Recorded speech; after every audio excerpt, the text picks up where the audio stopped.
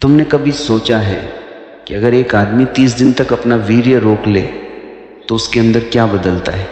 ज़्यादातर लोग सोचते हैं कि इससे कुछ खास नहीं होता, कुछ तो मजाक भी उड़ाते हैं, लेकिन असली सच्चाई थोड़ी अजीब है और थोड़ी खतरनाक भी। क्योंकि इंसान का शरीर सिर्फ खाना पीना और सोना ही नहीं समझता, उसके अंदर एक ऊर्जा का खेल चलता है। और उस ऊर्जा का सबसे शक्तिशाली रूप क्या है? वही जिसे लोग मजाक में उड़ा देते हैं। लेकिन अगर वही ऊर्जा 30 दिन तक बाहर न जाए तो शरीर के अंदर कुछ अजीब चीज़ें शुरू हो जाती हैं। कुछ लोगों के अंदर आत्मविश्वास बढ़ जाता है। कुछ लोगों को लगता है जैसे उनके अंदर एक जंगली ऊर्जा जाग गई हो। और कुछ लोग सच कहें तो थोड़ा पागल भी होने लगते हैं, क्योंकि ये सिर्फ शरीर का मामला नहीं है, ये दिमाग का भी खेल है। आज हम उसी रहस्य को समझेंगे कि अगर कोई आदमी 30 दिन तक वीर्य रोकता है तो उसके शरीर, दिमाग और जिंदगी में असल में क्या होता है। और सच मानो, इसमें कुछ बातें ऐसी हैं जो ज़्यादातर लोग कभी जानना ही नहीं चाहते, क्योंकि अगर लोग ये सच जान लें तो शायद अपनी कई आदतें बदल दें। और यहीं से शुरू होती है असली कहानी। सबसे पहले एक बहुत सीधी बात समझ लो, इंसान के शरीर में जो वीर्य बनता है वह सिर्फ एक तरल चीज़ नहीं है, यह शरीर की सबसे गाढ़ी ऊर्जा है। शरीर उसे बनाने के लिए बहुत मेहनत करता है, खाना खाता है, खून बनता है, खून से ऊर्जा बनती है और फिर धीरे धीरे वही ऊर्जा इस रूप में बदलती है। यही कारण है कि जब कोई आदमी लगातार उसे खोता रहता है तो उसके अंदर एक अजीब थकान रहने लगती है। तुमने देखा होगा, कुछ लोग हमेशा सुस्त रहते हैं, उनके चेहरे पर चमक नहीं होती, आंखों में दम नहीं होता। और कुछ लोग ऐसे होते हैं जो कमरे में घुसते ही अलग दिखाई देते हैं, उनके अंदर एक अजीब आत्मविश्वास होता है। ऐसा क्यों? क्योंकि ऊर्जा कहाँ जा रही है, ये बहुत बड़ा फर्क पैदा करता है। अब कल्पना करो, अगर वही ऊर्जा 30 दिन तक बाहर ही न जाए तो क्या होगा? शुरू के कुछ दिन बड़े आसान होते हैं। पहले 3-4 दिन तक आदमी को लगता है सब बिल्कुल सामान्य है, लेकिन 7 दिन के आसपास एक अजीब बेचैनी शुरू होती है। दिमाग बार बार उसी चीज़ के बारे में सोचने लगता है, क्योंकि शरीर की आदत है ऊर्जा को बाहर निकालने की। जब वह रास्ता बंद हो जाता है तो शरीर और दिमाग दोनों चौंक जाते हैं और यही असली परीक्षा शुरू होती है। कई लोग यही हार मान लेते हैं, लेकिन अगर कोई आदमी इस चरण को पार कर जाए तो धीरे धीरे कुछ अजीब बदलाव होने लगते हैं। सबसे पहले जो चीज़ बदलती है वो है आँखें। आँखों में एक अजीब चमक आने लगती है। लोग नोटिस करते हैं कि ये आदमी पहले जैसा नहीं दिख रहा। दूसरी चीज़ जो बदलती है वो है आत्मविश्वास। जैसे अंदर से कोई कह रहा हो कि अब तुम्हारे अंदर ऊर्जा जमा हो रही है और ये कोई जादू नहीं है।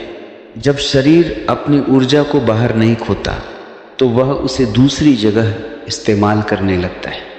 यही कारण है कि कई लोग कहते हैं कि इस दौरान उनका फोकस बढ़ जाता है, पढ़ाई में मन ज़्यादा लगता है, काम में तेजी आती है। लेकिन कहानी का दूसरा पहलू भी है। अगर आदमी के पास कोई लक्ष्य नहीं है तो वही ऊर्जा दिमाग को पागल भी बना सकती है, क्योंकि ऊर्जा कहीं तो जाएगी। अगर वह किसी अच्छे काम में नहीं जाएगी तो वह कल्पनाओं में जाएगी, और कल्पनाएं कभी कभी आदमी को और कमज़ोर बना देती है। इसलिए सिर्फ रोकना ही काफ़ी नहीं है, ऊर्जा को दिशा देना जरूरी है। कुछ लोग इस समय व्यायाम शुरू कर देते हैं, कुछ लोग पढ़ाई में डूब जाते हैं, कुछ लोग रचनात्मक काम करने लगते हैं, और तब वही ऊर्जा उनकी ज़िंदगी बदलने लगती है। अब जरा 20 दिन के आसपास की बात करें। अगर कोई आदमी इतने दिन तक टिक जाए तो उसके अंदर एक अलग तरह की स्थिरता आने लगती है। अब बेचैनी कम हो जाती है, शरीर मानने लगता है कि ऊर्जा को संभाल कर रखना है, और यहाँ से एक नया अनुभव शुरू होता है। कुछ लोगों को लगता है कि उनका चेहरा ज़्यादा आकर्षक हो गया, लोग उनसे बात करना पसंद करने लगते हैं। ये कोई जादू नहीं है। जब आदमी खुद को कंट्रोल करता है तो उसके हाव भाव बदल जाते हैं, उसकी चाल बदल जाती है, उसकी आंखों में गंभीरता आ जाती है और लोग उसी को आकर्षण समझते हैं। अब बात करें 30 दिन की। अगर कोई आदमी सच में 30 दिन तक अपनी इस ऊर्जा को रोक ले तो उसके अंदर दो में से एक चीज़ होती है, या तो वह बहुत मजबूत बन जाता है या फिर बहुत बेचैन।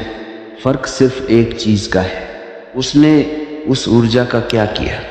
अगर उसने उसे काम सीखने और शरीर को मजबूत बनाने में लगाया तो वो पहले से बिल्कुल अलग इंसान बन सकता है। लेकिन अगर उसने सिर्फ उसे दबाया और दिमाग में कल्पनाएं चलती रही तो वो और ज़्यादा उलझ सकता है। इसलिए असली बात यह नहीं है कि 30 दिन तक रोक लिया।